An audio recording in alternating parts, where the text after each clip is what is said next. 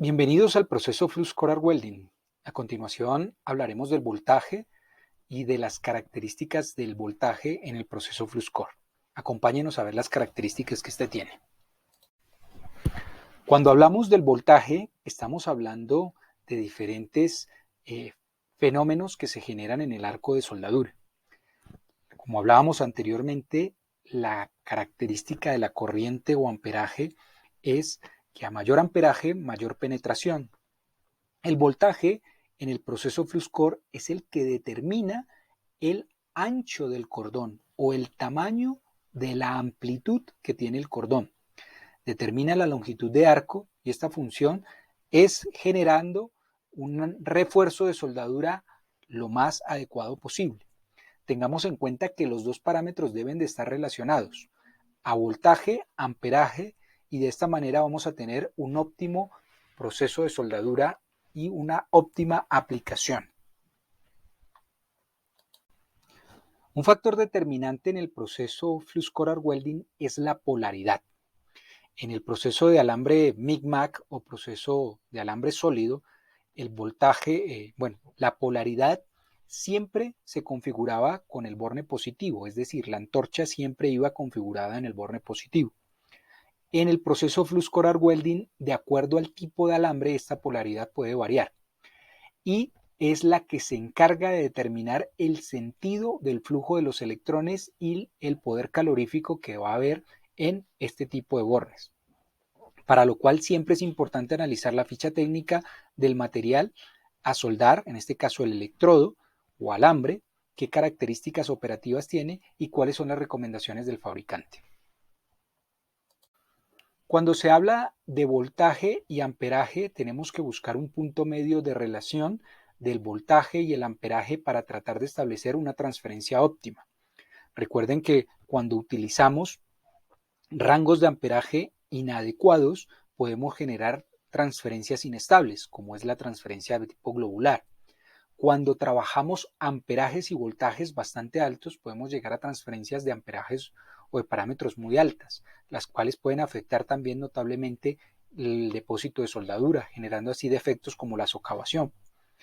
Es importante determinar el gas de protección cuando estamos utilizando alambres que requieren esta condición para poder trabajar. En la siguiente gráfica podemos ver las dos variables de voltaje versus corriente con los diferentes tipos de gases y las transferencias que se puedan llegar a generar en cada uno de ellos.